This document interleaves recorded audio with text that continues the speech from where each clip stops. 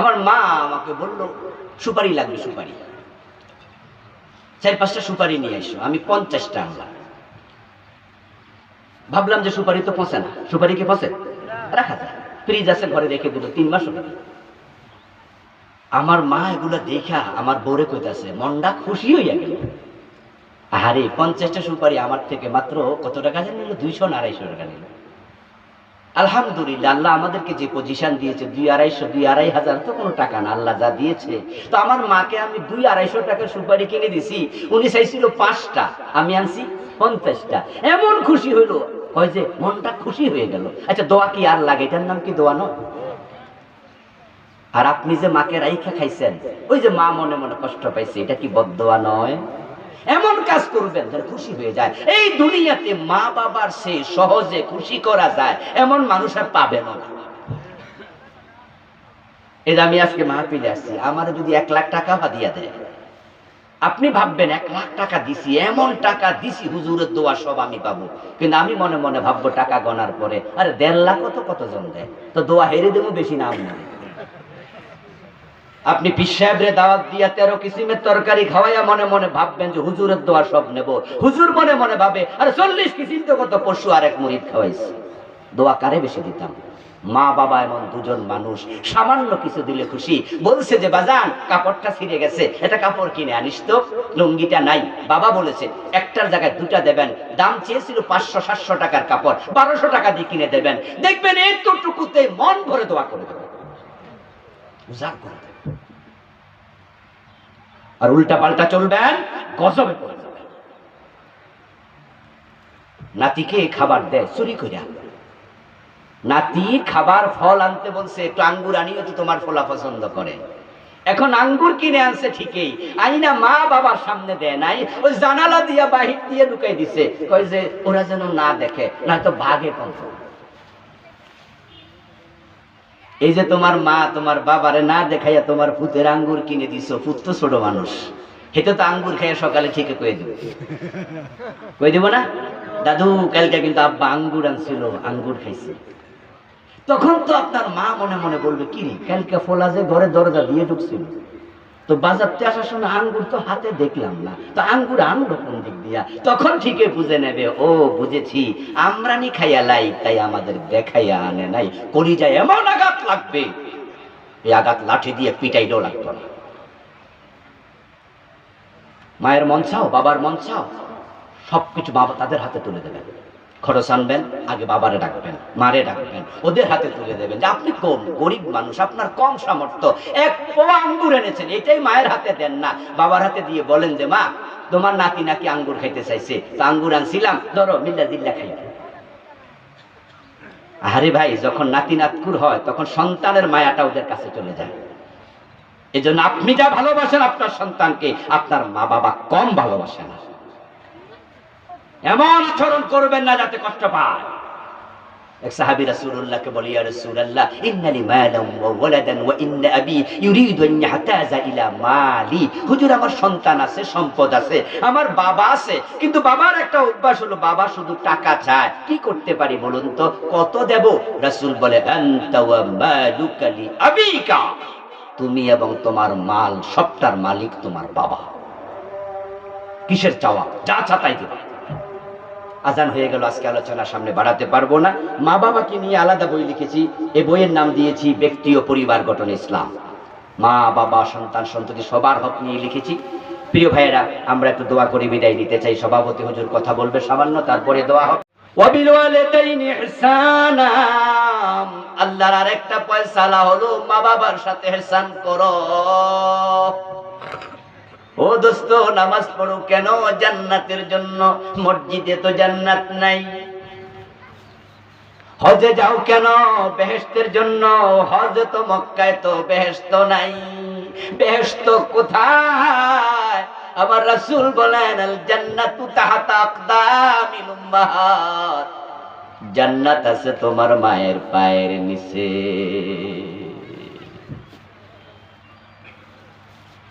وقال رسول الله صلى الله عليه وسلم الوالد اوسط ابواب الجنه ও মিয়া জান্নাত পাওয়ার জন্য লাখ টাকা যাকাত দাও, কত মসজিদ মাদ্রাসা বানাও, শোনো শোনো, তোমার বাবা হলো জান্নাতে প্রবেশের সবচেয়ে বড় দরজা। বাবাকে খুশি করো, মাকে খুশি করো, অল্প ইবাদতে জান্নাত মিলে যাবে। রিদার রাব্বি রিদাল ওয়ালিদাইনি ওয়া সাখাতুর রাব্বি ফি সাখাতিল ওয়ালিদাইন। মা বাবাকে অসন্তুষ্ট রেখে হজে যাইও না, মা বাবাকে নাখোশ রেখে মসজিদ বানাইয়া দিও না, ওগুলো আল্লাহ নেয় না। রাসূলুল্লাহ বলেন মা বাবার সন্তুষ্টির উপরে আল্লাহর সন্তুষ্টি নির্ভর করে, মা বাবার অসন্তুষ্টির উপরে আল্লাহর অসন্তুষ্টি নির্ভর করে। অন্য হাদিসে পাওয়া যায় যখন সকাল হয় আল্লাহ বান্দাদের দিকে নজর করেন, তাকান, তাকাইয়া যদি দেখেন গত রাতে এই বান্দার উপরে তার মা বাবা দুইজন খুশি ছিল, রাসূলুল্লাহ বলেন বাবানে মাফতুহানে মিনাল জান্নাহ, মা বাবা খুশি, আল্লাহ ওই ছেলের জন্য জান্নাতের দুইটা দরজা সকালে খুলে দেয়। আর আল্লাহ যদি তাকায়া দেখে যে গত রাতে মারে গালি দিছে, বউয়ের কথা শুইনা মারে বকা দেয়, এমন কিছু জালেম ছেলে আসেনি? বাবার সাথে রাত বিহেভ করে, বাবার সাথে চোখ রাঙ্গায়া কথা বলে, গত রাতে বাবারে গাইলাইছে, বাবা নারাজ হইয়া ঘুমাইছে। প্রিয় নবীজি বলছেন আল্লাহ যদি তাকায়া দেখে তার মা বাবা তার উপর নারাজ, সকাল বেলায় জাহান্নামের দুইটা দরজা খুলে দেয়। মারে গাইলিয়া বাবারে গাইলিয়া ফজরের নামাজে গেছো, তোমার জন্য তো রহমতের দরজা আল্লাহ খুলে নাই, দোজখের দরজা খুলে দিছে, এই নামাজ ব্যর্থ হতে বাধ্য।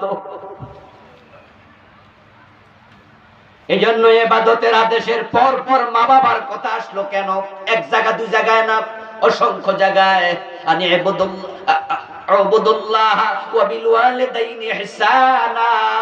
আল্লাহ বলছে আল্লাহর ইবাদত করো, মা বাবার সাথে ইহসান করো, এরকম আলোচনা কোরআনের 3, 4, 5 জায়গায় আসছে। আনিশকুরলি ওয়ালি ওয়ালিদাইক, কৃতজ্ঞ হও আমি আল্লাহর কাছে, কৃতজ্ঞ হও মা বাবার কাছে। আল্লাহর আলোচনার পর পর মা বাবার আলোচনা করে আল্লাহ বুঝালেন এ দুইজনকে খুশি না করলে আমি খুশি হই না। এ কোরআনের সবচেয়ে বড় আলেম যিনি নবী মুহাম্মদের পরে, উনি হচ্ছেন রাসূলের চাচাতো ভাই ইবনে আব্বাস রাদিয়াল্লাহু তাআলা আনহুমা। উনাকে বলা হয় রাইসুল মুফাসসিরিন, সবচেয়ে বড় কোরআনের আলেম তিনি। আব্দুল্লাহ ইবনে আব্বাস রাদিয়াল্লাহু তাআলা আনহুমা বলছেন তোমরা আমাকে কোরআনের বড় আলেম মনে করো, শোনো, মা আলিমতু আমালান আকরাবু ইলাল্লাহি মিন বিররিল ওয়ালিদাইন। মানুষ আল্লাহর কাছে যাওয়ার জন্য কত আমল করে, আমি ইবনে আব্বাস কোরআনের সবচেয়ে বড় পণ্ডিত, তোমরা বলো। আমার সঞ্চিত ইলম থেকে তোমাদেরকে একটু ইলম দেই, সেটা হলো মানুষ যত আমল করে আল্লাহর কাছাকাছি যেতে চায়, মা বাবার সন্তুষ্টি খেদমত যত আল্লাহর কাছে নেয়, এমন আমল আর দ্বিতীয় একটাও নাই। মা বাবাকে যদি মানুষ খুশি করে আর এই দুইজন একটু দোয়া দেয়, তোমার দুনিয়া আখিরাত দুইটা আল্লাহ কল্যাণ দিয়ে ভরপুর করে দেবে। প্রিয় নবীজি জান্নাতে গেলেন মেরাজের রাতে। রাসূল বলছে দাখালতুল জান্নাহ ওয়া সামি'তু ফিহাল কুরআন। জান্নাতে ঢুকে দেখি আল্লাহর এক বান্দা কোরআন তেলাওয়াত করছে। আমি জিবরিল আমিনকে প্রশ্ন করলাম মান হুয়া, ও জিবরিল আল্লাহর এই বান্দার পরিচয় কি? কি সৌভাগ্যবান মানুষ, জান্নাত পেল, জান্নাতে কোরআন তেলাওয়াতের অনুমতি আল্লাহ তাকে দিল। কি পরিচয় একটু বলো, মান হুয়া, সে কে? জিবরিল আমিন বলে ইয়া রাসূলুল্লাহ হুয়া হারিসা ইবনে নুমান। হুজুর চিনেন নাই? সে তো আপনার সাহাবী হারেসা। অথচ হারেসা তখনও মরে নাই। হারেসা মারা গেছে হযরত ওসমানের আমলে, কোন কোন ঐতিহাসিক বলে হযরত ওমরের শাসন আমলে। মানে আল্লাহর নবী দেখে আসারও 1-1.5 যুগ পরে হারেসা মারা গেছে। হারেসা দুনিয়ায়, রাসূল দেখে আসে জান্নাতে কোরআন পড়তেছে। প্রিয় নবী দুনিয়া আসলেন, হারেসাকে ডাকলেন, হারেসা এমন কি নেকামল গোপনে গোপনে করো, আল্লাহরে কেমনে এত খুশি বানাইলা, আল্লাহ তোমার উপর কেমনে এত রাজি হলো? হারেসা বলে, হুজুর কি হয়েছে? কই মিয়া, আমি তোমারে জান্নাতে কোরআন পড়তে দেখে এসেছি।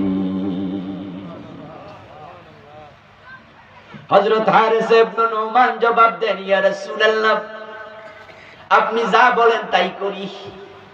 অন্যরা যে আমল করে আমিও তো তাই করি, তবে একটা আমল আমার বেশি আছে যেটা সবার নাই। সেটা হলো, আমার একজন বৃদ্ধা মা আছে যে নিজের হাতে খাইতে পারে না, আমি আমার হাতে মারে খাওয়াই। আমার মারে আমি গোসল করাইয়া দেই। ও নবীজি, আমার মা আমার উপর বড় খুশি। রাসূলের সাথে হারেসা রাদিয়াল্লাহু তাআলা আনহু গল্প করছেন। এর মাঝে কয়েকজন সাহাবী আসলেন, এসে বলছি, ইয়া রাসূলুল্লাহ, কথা ঠিক, ইয়াগসিলুহা বিয়াদিহি ওয়া ইউতঈমুহা বিয়াদিহি ওয়া ইয়াফলি রাসাহা বিয়াদিহি। হুজুর, আমরাও সাক্ষী দেই, সে মারে গোসল দেয়, সে মারে খাওয়ায়া দেয়, মায়ের চিরুনি দিয়া মাথার চুল পর্যন্ত আশ্রয়া দেয়। রাসূলুল্লাহ সাল্লাল্লাহু আলাইহি সাল্লাম এবার বলছেন, কাযালিকুমুল বিররু কাযালিকুমুল বিররু কাযালিকুমুল বিররু। 3 বার বললেন। ও হারেসা, বুঝতে পেরেছি রে, এটাই হলো বিররুল ওয়ালিদাইন। তোর মায়ের দোয়ার কারণে আল্লাহ তুই দুনিয়া থাকতে জান্নাত দিয়ে দিছে।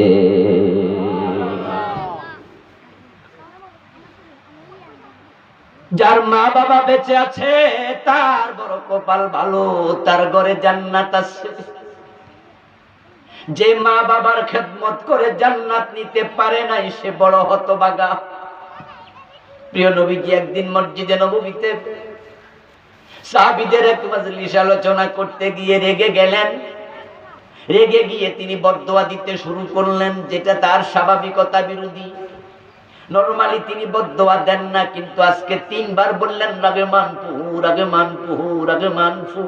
তার নাক দুলাই মলিন হোক, সে মাটির মাঝে লুটে পড়ে যাক, অর্থাৎ সে ধ্বংস হোক। কিলা মান ইয়া রাসূলুল্লাহ, কোন একজন সাহাবী বললেন, হুজুর আপনি কাকে বদদোয়া দেন? রাসূল জবাব দেয়, মান আদরাকা ওয়ালিদাইহি ইনদাল কিবার আহাদাহুমা আও কিলাহুমা সুম্মা লাম ইয়াদখুলিল জান্নাহ। আমি সেই উম্মতকে বদদোয়া দেই যে তার মা বাবা 2 জন অথবা একজনকে বৃদ্ধ অবস্থায় পেয়েছিল। তার ঘরে তো জান্নাত ছিল, কিন্তু সে জান্নাত পায় নাই। এমন উম্মত আমার দরকার নেই। এজন্য যাদের মা বাবা আছে, দৌড়াই আসান তাদের কাছে, তাদেরকে খুশি করুন, তাদেরকে খুশি করুন। এক সাহাবী বলল, ইয়া রাসূলুল্লাহ, মা হাক্কুল ওয়ালিদাইন আলা ওয়ালাদিহিমা। হুজুর, আমি সন্তান, মা বাবার হক সম্পর্কে জানতে আসছি, আপনি একটু বলুন তো কি কি হক আমার উপর তাদের আছে। রাসূল এক কথা জবাব দিলেন, হুমা জান্নাতুকা ওয়া নারুকা। ও মিয়া, তারাই তোমার জান্নাত, তারাই তোমার জাহান্নাম। দোয়া নিবা, বেহেশত পাইবা, বদদোয়া দিবে, দোজখে যাবে। তারাই জান্নাত, তারাই জাহান্নাম। খুব সাবধান, খুব সাবধান। মা বাবার দোয়া আল্লাহ ফিরানা, বিশেষ করে বদদোয়া, বিশেষ করে বদদোয়া। এই 2 জন যদি বদদোয়া দেয়, শেষ হয়ে যাবে। প্রিয় নবী বলছে, বাবারে মুআজ্জালানি উকুবাতুহুমা ফিদ দুনিয়া। কিছু বদদোয়া, কিছু অন্যায় আছে যার রেজাল্ট দুনিয়া ভোগ করা লাগে, আখিরাতে পড়ে। এটা পড়ে, দুনিয়াতে ছাড়ে না। আল বাগয়ু ওয়াল উকুক, 2টা অপরাধ আল্লাহ তাআলা দুনিয়াতে শাস্তি দিয়ে মারবে, এর আগে মৃত্যু তোমাকে দেবে না। 1 নাম্বার জুলুম, 2 নাম্বার পিতামাতার অবাধ্যতা। জুলুম করবেন না, জুলুমের রেজাল্ট ভালো হয় না।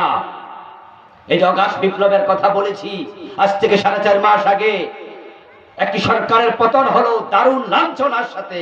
300 এমপি একসাথে পালাতে হয় না, এটা হওয়ার কথা না। কারণ দেশটা তারাই তো স্বাধীন করেছে, তাদের হাত দিয়ে স্বাধীন হয়েছে। এই মূর্তি, শেখ মুজিবের মূর্তি মাটিতে ফেলবে কেন, মাথায় উঠে প্রস্রাব কেন করবে? এই দেশের লোক এটা করার কথা না, কিন্তু করেছে। কারণ শুধু একটা 2000-এর বেশি মানুষ এক মাসে গুলি করে হত্যা করেছে।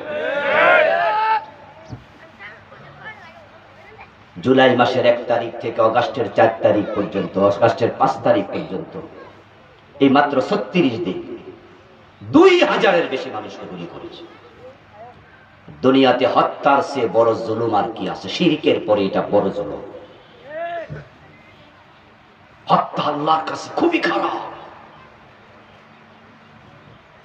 লাউ আন্না আলাস সামাওয়াতি ওয়াল আরদ ইজতামাউ ফি দামিন মুমিন লাকাব্বাহুমুল্লাহু ফিন্নার।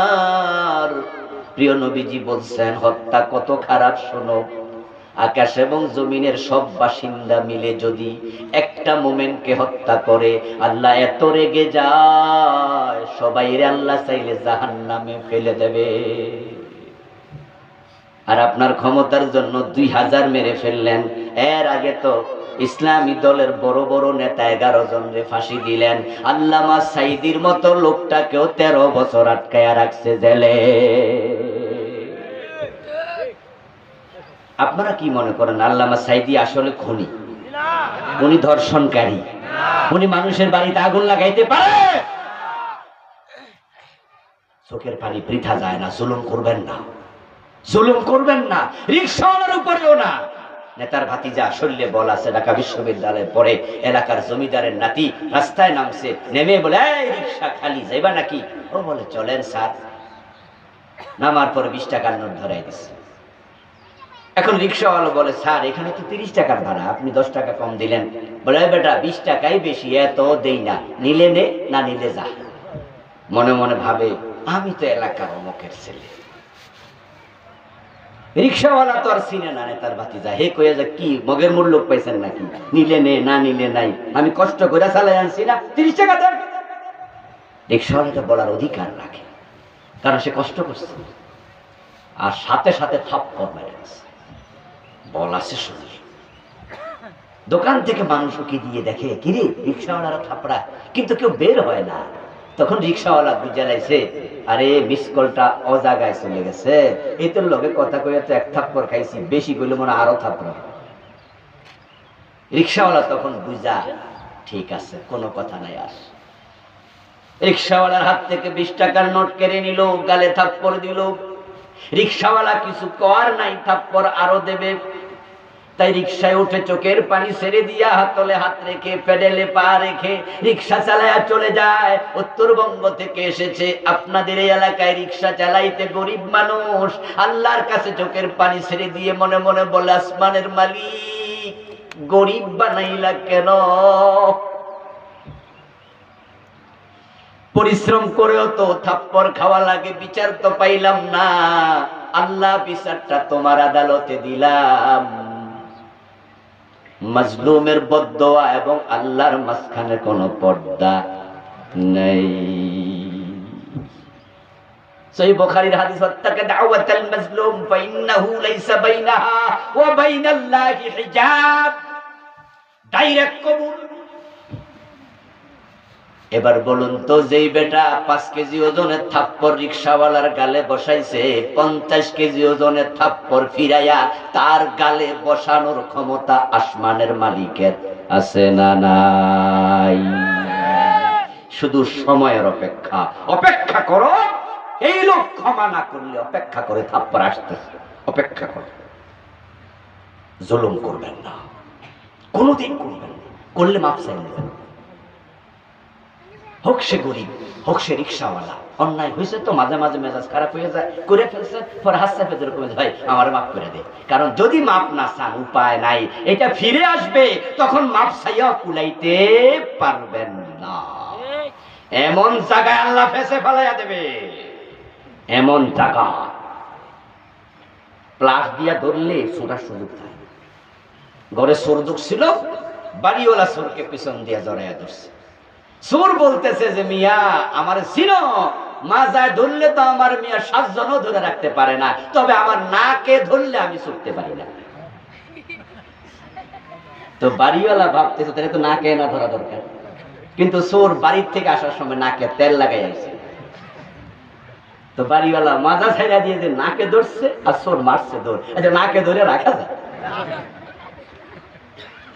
চোর কয় বাড়িওয়ালারে ব্যাক কল বানাইয়া দিলাম, তোমার ব্যাক কল বানাইয়া দিলাম। কিছুদিন পরে ওই চোর আবার এই ঘরে ঢুকছে, বাড়িওয়ালা আজকেও টের পাইয়া মাজায় ধরছে। চোরে বলতেছে নাকে ধরো না, নাকে ধরলে ছুটতে পারি না। বাড়িওয়ালা বলে নাকেই ধরবো। চোর মনে মনে খুশি, তাহলে তো ভালো ছুটতে পারবো। কিন্তু বালিশের নিচে বেটা প্লাস লইয়া ঘুমাইছে। প্লাস বোঝেন তো, ওই যে লোহা দিয়া নাট টাট খোলে যে, এবার সে বালিশের তল থেকে প্লাস লইয়া ধরছে। এখন চোর কয় কি রে আজকে যে শক্ত শক্ত লাগে, বলে আজকে নিজের হাতে ধরি নাই, অন্যের হাতে ধরছে। ওই দিন ব্যাককল বানাইছো, আজকে আর ব্যাককল বানাইতে পারবা না। থাপ্পড় দিয়া রিকশাওয়ালাকে বেঁচে গেছো, আসমানের মালিক ধরলে বাঁচতে পারবা না। আরেকটা হলো কোকল ওয়ালিদাইন, পিতা মাতার সাথে বেয়াদবি করো না সন্তান। যদি করো তিলকালাইয়া মনুদা বিলুহা বাইনান নাস, কোরআনে আল্লাহ বলে আমি মানুষের মাঝে দিন ঘুরাইয়া দেই। আজকে তুমি ছেলে, কালকে হবে বাবা। আজকে যে আচরণ করছো বাবার সাথে, কালকে সন্তান সেটাই ফিরাইয়া দেবে। আজকে তুমি বউ, কালকে শাশুড়ি হবে। শাশুড়ির সাথে যে আচরণ করছো বোন, তুমি শাশুড়ি হলে তোমার পুত্রবধূ সেটাই ফিরাইয়া দেবে। এই জন্য মা বাবার সাথে হোক সর্বোত্তম আচরণ, সর্বোত্তম আচরণ। ভাগাভাগি করবেন না, মা বাবাকে নিয়ে ঠেলাঠেলি করবেন না। আজকে তো এমন হয় 3 ভাই ধাক্কা ধাক্কি করে 10 দিন 10 দিন 10 দিন। মনোলজির মাস্টার পাইছে, কেন 10 দিন ভাগ করতে হবে? মা বাবাকে কেন বলে দাও না যে আমার দরজা 30 দিন খোলা? কিসের দোষ? মা বাবা যেখানে খাইতে মন চায় সেখানে খাবে, যে ঘরে মন চায় সে ঘরে খাবে, যতদিন মন চায় ততদিন খাবে, কিসের দোষ? সব ভাই কথা বলে দেবে, আপনাদের যখন যেখানে মন চায় খাবেন। কিন্তু মা বাবাকে 10 দিন করে ভাগ করে যখন 9 দিন যায়, 10ম দিন ইশারা দেয়, নাতি এসে কয় দাদা কালকে খানা শেষ, তখন বাবার কলবে লাগে যে আমাকে সংকেত দেশ। ওই 10 দিনের ভাগ শেষ হয়েছে, দ্বিতীয় ছেলের ঘরে গেছে, 3 দিন চলছে 13তম দিবস। এর মাঝে এসেছে শ্বশুর শাশুড়ি ওই ছেলের ঘরে, যেই ছেলের ঘরে গত সপ্তাহ খেয়েছে। বড় মাছ, রুই মাছ কিনে এনেছে। আর মা দেখেছে যে আজকে বাজার থেকে রুই মাছ আনছে, কারণ মেহমান এসেছে। মা মনে মনে ভাবে নিঃসন্দেহে এশারের টাইমে আমারও ডাক করবে, রাতের বেলা যখন খাবে, আমার ছেলে কি আমাকে রেখে খেতে পারে? ছেলে বউরে কইছে মারে একটু ডাকি, বাবারে একটু ডাকি। আর বৌমা চোখ রাঙ্গাইয়া কয় যে 3 দিন আগে না খানা শেষ হলো, আবার ডাকা ডাকা শেষ। মেও মেও করে ছেলে কয় আচ্ছা আচ্ছা আচ্ছা ঠিক আছে। এমন কিছু ছেলে আছে না, এগুলো পুরুষ না কাপুরুষ? কাপুরুষ। বউরে হে জিগাইতেছে, ঘর তোমার, বাড়ি তোমার, সংসার তোমার, বউরাও তো তোমার, এর কি জিগাও তুমি? আবার সব জায়গায় বলে জিগাইতে হয় না, কিছু কিছু জায়গায় জিগাইতে, সব জায়গায় না। কিন্তু বউরে জিগায়, মারে ডাকতাম না। আর বউ ধমক দিলে মেও মেও করে, বিড়ালের মতো। এবার কি হলো, রাতের বেলা মায়ের অপেক্ষা, বাবার অপেক্ষা, ডাক দেবুজি, কিন্তু ডাকে না। 9:30 বেজে গেল, 10টা বেজে গেল। মা বুঝে নিয়েছে মনে হয় ডাকার পড়বে না। অদস্ত তখন মায়ের মনে পড়ে যায়, হায়রে মাছ, হায়রে রুই মাছ। ও ছেলে, তুই আজকে শ্বশুর শাশুড়িকে নিয়ে খেয়ে ফেললি বুঝি? তুই যখন ছোট্ট ছিলি নিজে মাছ খাইতি, কাটা বাছতে জানতি না, আমি কাটা সরাইয়া তোরে কত খাওয়াইছি। মায়ের চোখে ভেসে ওঠে, 3 প্লেটে 3 টুকরো নিয়ে বসছিলাম, তোর বাবার টুকরা সেটাও তুই খাইছস, আমারটাও খাওয়াইয়া দিছি, নিজেরটাও খাইছস। তুই যখন বেশি মাছ খাইতি, তোর বাবা গরিব মানুষ ছিল, কিন্তু আমি তোর বাবারে বাধ্য করছি অন্য খরচ কম কইরা হলো মাছ বেশি করে কিনি, আমার বাজান মাছ পছন্দ করে। আমি তোদেরকে নিয়ে কোনোদিন ভাগাভাগি করি নাই, 9 মাস পেটে নিছি, কষ্টের ভাগ কাউকে দেই নাই। তুই 10 দিনের ভাগ বসাই আমারে ডাকলি না। তোরে আমি প্রসব করেছি জীবনের ঝুঁকি নিয়া, ওই প্রসব বেদনার কষ্ট কাউকে ভাগ দেই নাই। তোরে আমি 2 বছর দুধ খাওয়াইছি, 3.5-4 বছর 5 বছর 2 হাতে তোর পায়খানা পরিষ্কার করছি, কাউকে ভাগ দেই নাই। তুই আজকে ভাগের ঠেলায় পালাইয়া আজকে মাছ শাশুড়িকে নিয়ে খাইলি, আমারে ডাকলি না। বদদোয়া দেয়া লাগে না রে ভাই, মনের কষ্টের নামে হলো বদদোয়া। সাবধানে আচরণ করবেন ওদের সাথে। সামান্য কষ্ট পায় এমন কোন আচরণ করবেন না। খুশি করে দিলেন, খুশি খুশি করে। দোয়া লাগবে। বড় হতে চান দোয়া লাগবে, বড় হতে চান দোয়া লাগবে। গত কয়েকদিন আগে, এই 15-20 দিন হবে কম বেশি, আমার মা আমার বাসা ছিল। আমার বাবা নেই, ছিলেন, মরে গেলেন, আল্লাহ জান্নাত নসিব করুক। খেদমত করেছি আলহামদুলিল্লাহ। এগুলো তো দোয়ার ফসল আজকে আল্লাহ এখানে এনেছে। আমার মা আমাকে বলল সুপারি লাগবে, সুপারি 4-5টা সুপারি নিয়ে এসো। আমি 50টা আনলাম। ভাবলাম যে সুপারি তো পচে না, সুপারি কি পচে? রাখা যায়, ফ্রিজ আছে ঘরে, রেখে দিল 3 মাস হবে। আমার মা এগুলা দেখা আমার বউরে কইতাছে, মনটা খুশি হইয়া গেল। আরে 50টা সুপারি আমার থেকে মাত্র কত টাকা নিল? 200-250 টাকা নিল। আলহামদুলিল্লাহ, আল্লাহ আমাদেরকে যে পজিশন দিয়েছে, 200-250 তো কোনো টাকা না, আল্লাহ যা দিয়েছে। তো আমার মাকে আমি 200-250 টাকার সুপারি কিনে দিছি। উনি চাইছিল 5টা, আমি আনছি 50টা। এমন খুশি হইল, হয় যে মনটা খুশি হয়ে গেল। আচ্ছা, দোয়া কি আর লাগে? এটার নাম কি দোয়া নয়? আর আপনি যে মাকে রাইখা খাইছেন, ওই যে মা মনে মনে কষ্ট পাইছে, এটা কি বদদোয়া নয়? এমন কাজ করবেন যেন খুশি হয়ে যায়। এই দুনিয়াতে মা বাবার সে সহজে খুশি করা যায় এমন মানুষ আর পাবেন না। এই যে আমি আজকে মাহফিলে আসছি, আমার যদি 1 লাখ টাকা হাদিয়া দেয়, আপনি ভাববেন 1 লাখ টাকা দিছি, এমন টাকা দিছি, হুজুরের দোয়া সব আমি পাবো। কিন্তু আমি মনে মনে ভাববো টাকা গনার পরে, আরে 1.5 লাখ তো কতজন দেয়, তো দোয়া হেরে দেবো বেশি না আমি। আপনি পীর সাহেবরে দাওয়াত দিয়া 13 কিসিমের তরকারি খাওয়াইয়া মনে মনে ভাববেন যে হুজুরের দোয়া সব নেব। হুজুর মনে মনে ভাবে, আরে 40 কিসিম তো কত পশু আর এক মুরিদ খাওয়াইছে, দোয়া কারে বেশি দিতাম? মা বাবা এমন দুজন মানুষ, সামান্য কিছু দিলে খুশি। বলছে যে বাজান কাপড়টা ছিঁড়ে গেছে, এটা কাপড় কিনে আনিস তো, লুঙ্গিটা নাই। বাবা বলেছে একটার জায়গায় 2টা দেবেন। দাম চেয়েছিল 500-700 টাকার কাপড়, 1200 টাকা দিয়ে কিনে দেবেন। দেখবেন এতটুকুতে মন ভরে দোয়া করে দেবেন, উজাড় করে দেবেন। আর উল্টা পাল্টা চলবেন, গজবে পড়ে যাবেন। নাতিকে খাবার দেয় চুরি কইরা। নাতি খাবার ফল আনতে বলছে, একটু আঙ্গুর আনিও তো, তোমার ফলা পছন্দ করে। এখন আঙ্গুর কিনে আনছে ঠিকই, আইনা মা বাবার সামনে দেয় নাই, ওই জানালা দিয়া বাহির দিয়ে ঢুকাই দিছে, কই যে ওরা যেন না দেখে, না তো ভাগে কম।